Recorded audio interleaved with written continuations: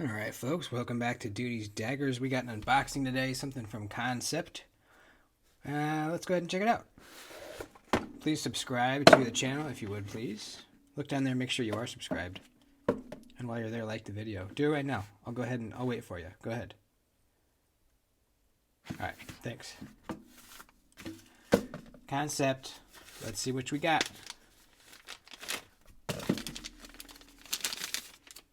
The Baba Yaga. The Baba Yaga. When I heard that name, I knew it was from something, but I couldn't remember what. So I Googled it, and it's from John Wick. It's what the Russians call him. I think it means like boogeyman or something in Russian. This is cool, man. This is a Sparrow design. Sparrow knives. You recognize that logo probably from a few other knives, like the Fenrir. And the, what's that other one? I can't remember right now. This is one made by Concept. Let's see what we got here. It's a pretty funky looking knife, but right away I can tell the ergos are absolutely there. I think it's going to be one of those knives that looks a little weird, but it's because this is a handle and blade designed for good ergonomics.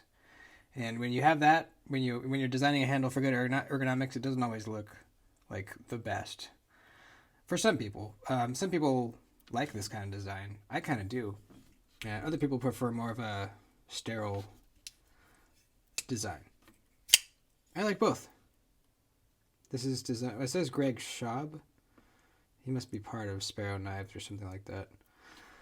20 CV. Okay. So this is a full premium knife in 20 CV. Titanium handle that is contoured. Nice kind of gray finish on this titanium. Nice milled titanium clip. Looks like it'll work well. Got our relief notches there on the outside. Black hardware. You know, I don't usually like black coated blades, but I do like how Concept does it. It's not like a pure black. It's more like just a really dark acid wash or something. I don't know how they do it. They probably coat it and then tumble it, maybe.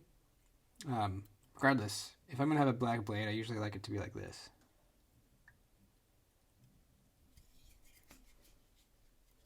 Yeah, man, that feels good.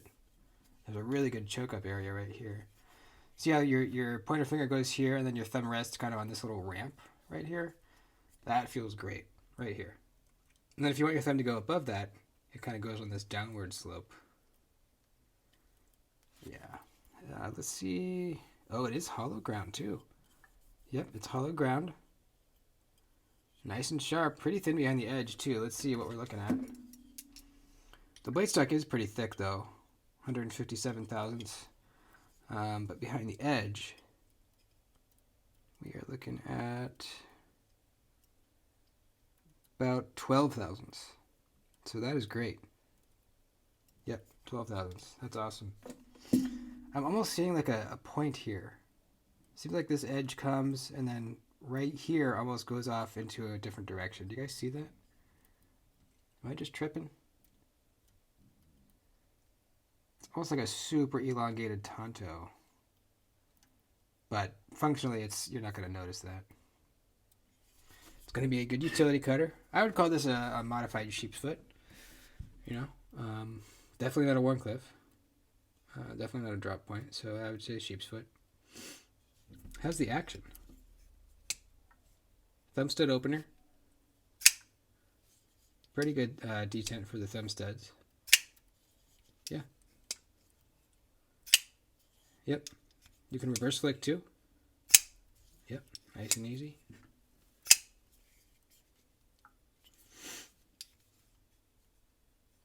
It's pretty smooth in the pivot. Could be a little smoother, but you know, for this level knife, that's pretty good. It feels like it'll break in too. Yeah, good detent on this thing. I think it could be a little stiffer. Yeah, I can fail it, but it's easy to not fail too. It is pretty heavy. Let's see what we got for weight. 5.2 ounces. That's a heavy one. Yeah, you got this full length, thick backspacer in there. So that's adding to the weight for sure. Is there milling on the inside? Nope. No internal milling, folks. 0. I think they could do with a little internal milling. I mean, 5 ounces is... It's not like to the point where it would be uncomfortable to carry. It would in certain types of pants. But like jeans or work pants, you wouldn't really notice it, but I would say I would like this to be a little lighter, you know? Let's do some size comparisons, give you an idea of how big this is. From the point here on the scale, it's a 3-inch blade. If you go back here to the plunge grind, it's like 3 1/4. And the handle is about 4 3/8. Overall, about 7.5. Let's get out a McNeese Mac 2.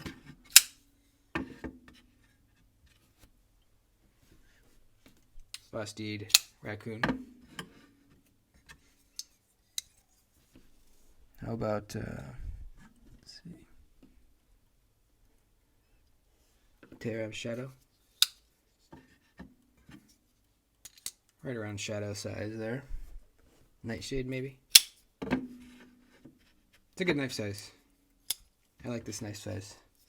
I like this knife size. So there you go, Baba Yaga. I think we'll do a cut test with this thing, and I think it'll do pretty well. Nice hollow grind, nice measurement behind the edge. Good utility cutter, but you got the belly. We'll be able to kind of rock back on that belly, cutting rope down on the cutting board and stuff like that. Yeah, the only real like nitpick, I guess, would be the weight. You know, the lack of milling on the inside. I think they could have done with some little more weight relief on this guy. Other than that, I think it's pretty cool, man. Good detent. Pretty smooth. Probably will get smoother over time.